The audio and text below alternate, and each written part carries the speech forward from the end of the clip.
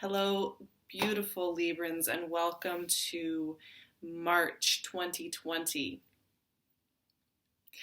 March is a really powerful month, and it is starting to activate energies, some of which we'll be working with for the next 3 years or thereabouts, and that's partially because Saturn is doing his first little dip into Aquarius.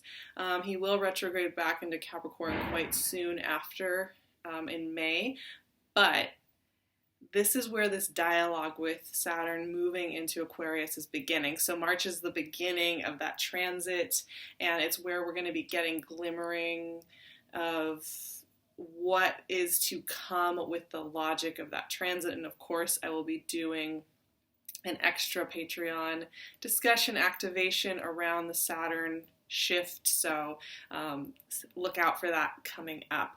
But so March is having that. We have that happening, the Saturn moving into Aquarius right around the time of the spring equinox in the northern hemisphere.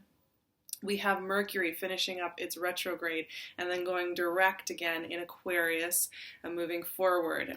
We have Mars and Saturn doing a conjunction at the very end of the month. And then, of course, we have a new moon, a full moon in Virgo, and a new moon in Aries. And we're shifting from the last sign of the zodiac, the Piscean energy, into the Aries energy, into, for Librans, mirror season, right? So around the equinox, around the time that Saturn moves into your fifth house of Aquarius, of your heart chakra, you're also getting the sun entering into Aries and starting to light up that ability to kind of see yourself through the lens of your opposing sign. It lights up your relationship sector. It lights up how you connect, how you let others in.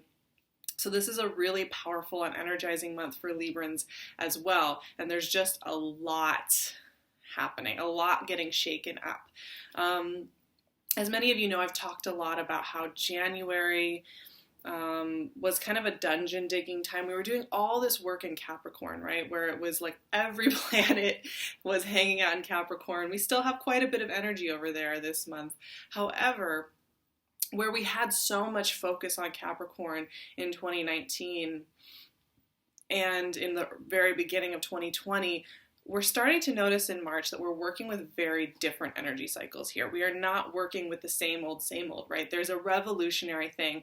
And one of the things you'll notice, especially with Saturn moving into your heart chakra energy, into that fifth house of Aquarius, fellow air sign, is that it's helping us be more innovative, where maybe we were kind of making plans, making structures, trying to figure things out with a little bit more rigidity, a little bit more resistance to inventiveness. This Saturn shift is going to help us be a lot more creative, a lot more open-minded about the structures and containers we create for ourselves. And I think that's such a beautiful combination. We need structure, we need focus, we need determination, but that determination needs some kind of freedom to it, right? And if we have containers that allow for freedom of expression, freedom of movement through the world, then we are allowing ourselves to move through the world in much more fluid ways. So for you, the note that came up, my Librans, was that your heart chakra is lit up. Six of Cups came right out. We have a lot of energy. Star, yes. Fellow air sign Aquarius showing up, moving into Aquarius. We have a lot of energy moving into Aries, and these are very positive energies for you. These energies are all about vulnerability and showing up and being seen fully for who you are. And the other thing that's really interesting, though, is this. So we have Saturn moving into a great place in your chart. We have the sun moving into a great place in your chart. And then we have things like Venus around March 5th moving into Taurus. Now, Venus is your ruling planet, also rules Taurus. But there's a really interesting thing that happens here, especially if you're a Libra rising, 5 of Cups. And that's actually really fitting about what I'm just going to say. Venus is going to be in your 8th house. The house of death and transformation. The house of, for me, I often think about it as a really big skin shedding, changing shape, changing form, losing I mean, losing isn't quite the right word, leaving behind one version of self and moving into another, Knight of Cups. And one of the other notes that came up for Librans was these two distinct layers. Now, there are just times in our life when we are moving through our existence and we have this joyfulness, this excitement, this vision, this clarity, this openness to what's next and how happy we are that we're moving into new experiences, moving into new pastures. But we also, along with that, have some deep and profound grief that we are working with as well. And I think, it's that idea of like contraction as we birth into something new. There's kind of like this opening, closing down, just like a heart pumping, actually, when we think about the heart chakra. And so the note that I was going to have and why Five of Cups makes so much sense is that there's these two layers going on of feeling really expanded, feeling really hopeful, feeling very visionary, open to what is next. Two cards wanted to come out. The World and the Nine of Wands. All right, let's pull one more and then we will talk through this. There's all this visionary energy, right? The sun moving into Aries, a new moon in Aries, Saturn moving into your creative sector. There's all this really positive energy. But, sorry about that, Page of Wands. All right, but there's also this sense that in all this change and all this new vision, there's a realization that you can't be who you were before. You can't live the way that you've lived before, that you are opening to some new territory that maybe is uncomfortable, unfamiliar, that while things can be going really well in your life, you can be surrounded by all the things you've ever wanted, you can be noticing that things are clicking in, that you feel really sad or almost detached from the experience of it. And that often occurs when we are adjusting to a new way of being and also allowing ourselves to be happy when maybe we've come through some turmoil and some destruction and some loss. It's scary to trust ease. It's scary to trust the softness and the gentleness.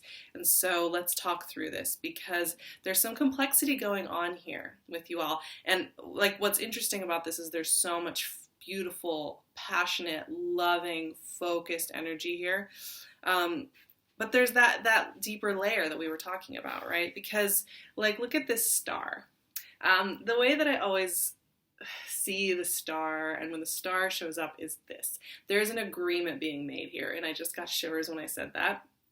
The agreement being that the star will give you your wish, right? The star will deliver that wish straight up. But the star is going to tell you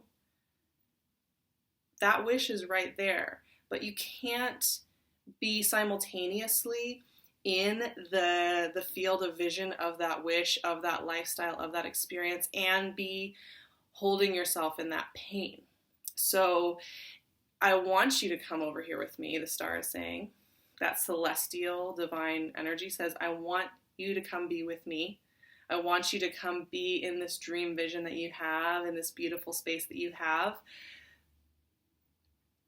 But I can't come to you in those dark places where you're holding yourself back and maybe living in old patterns. So you have to release that and come with me over here. So the star is going to have you shift, right? It's going to have you shift. And what that's going to do is it activates these 5 and 6 of cups here, which are complex energies. They are. And they are some of the more complex, heavy-hitting energies of tarot practice because they ask us to look at those parts of ourselves that are having uncomfortable emotions, not to numb them out, not to push them away, not to put them on the back burner, not to feel that they are in the way of us expanding. In fact, this is what I would say. Feel these feelings fully. Give yourself the space to feel the feelings of nostalgia, of loss, of mourning, of overwhelm, of confusion.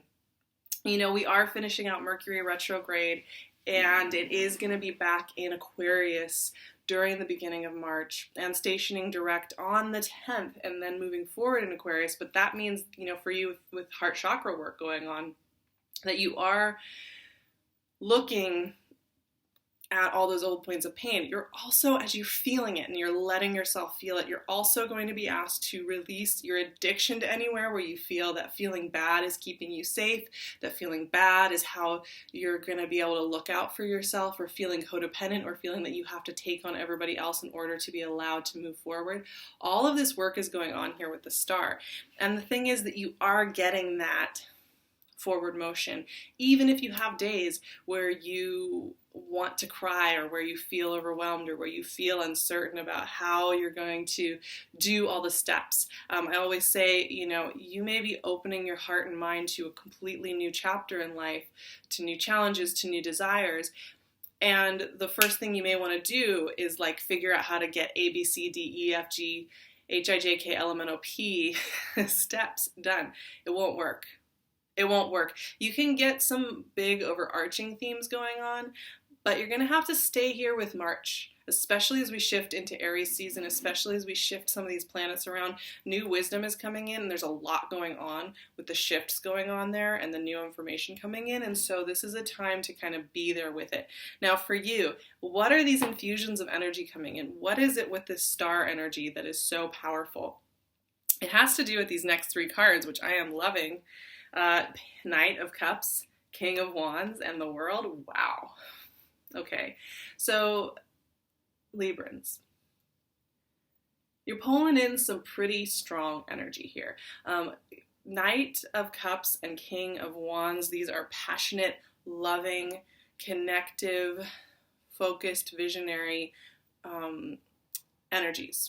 Knight of Cups is very romantic, very idealistic. King of Wands is very stubborn, but very visionary, very self-actualized, very able to take up space. So you either have this energy coming at you and around you, romance, poetry, vision, and action, and focus, and direction, or it's coming out of you, right? It's coming out of you. Now, this can look like love. This can look like connection. This can look like deep conversation. This can look like suddenly being connected in new ways and new spaces that you didn't see coming. And the thing is that they are sitting here next to the World.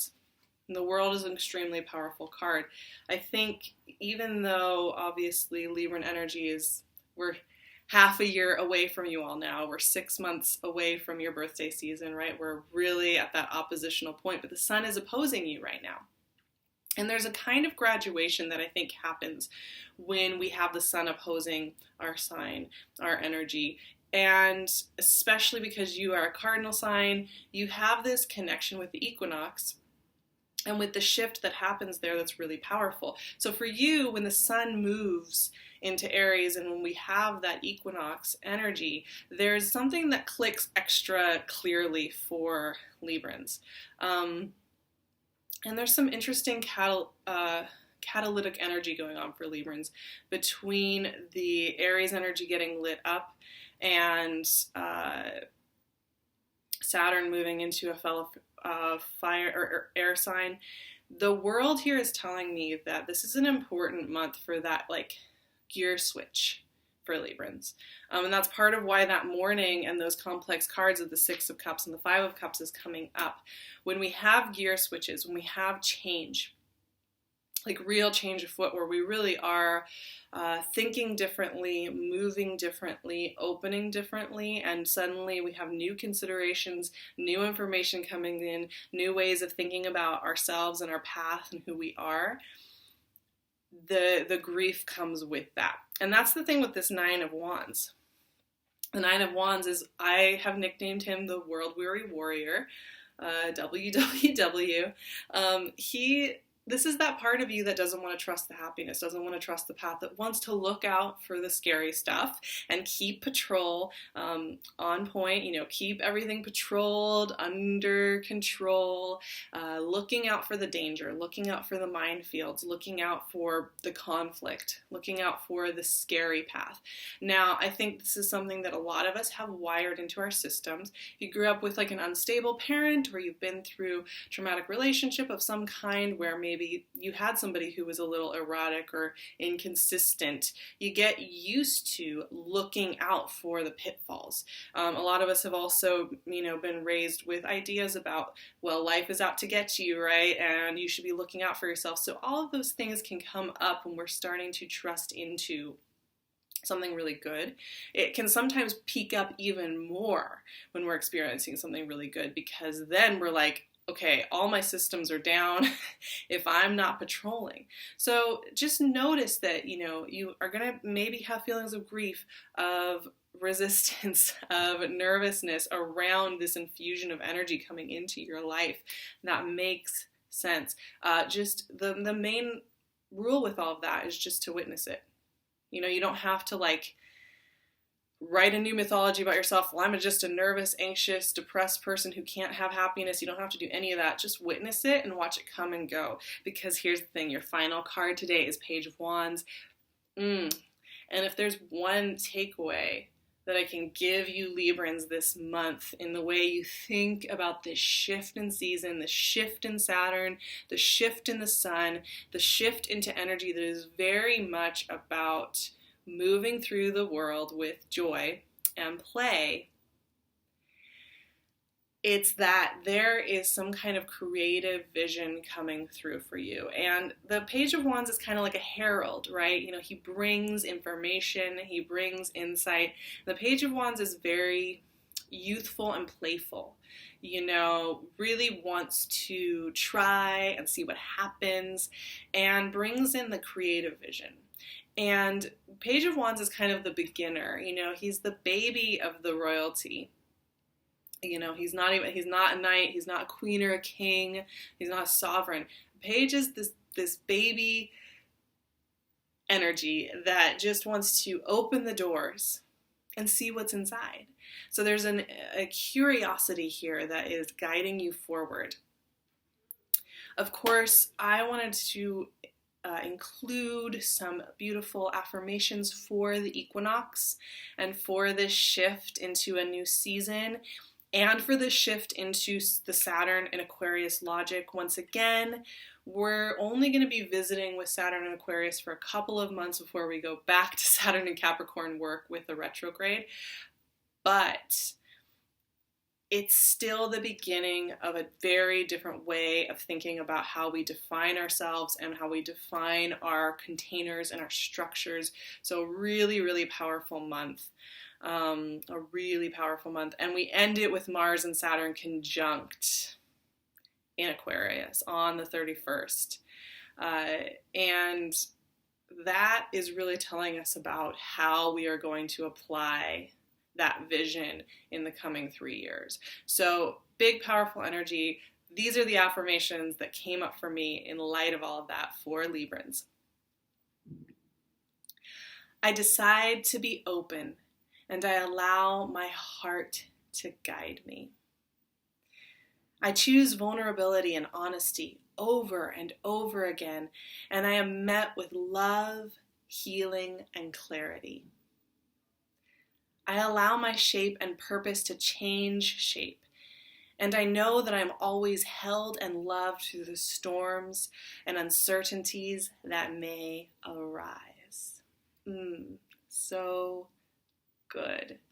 I love it. I hope you have the most beautiful March and spring equinox and shift into a new energetic cycle. You know how much I love you all. You, of course, can find me on Patreon. I am currently working through every week of the Mercury retrograde. We're doing some exercises there. I will be doing a discussion about Saturn in Aquarius. And I'll be doing some moon activations as well for the new and the full moons that go along with the moon magic. So if you want to join me for any of these great resources, I would love to see you over on my Patreon. I'm hoping to hold a contest over there in the next month or two as well. So you can go check that out. If you want to work one-on-one with me, my calendar is opening kind of on a rolling basis right now. Every few weeks, I'm opening up new sessions. I will be opening up March sessions and April sessions. So keep an eye out. I will leave my one-on-one booking link link below so you can go check that out. I would love to work with you.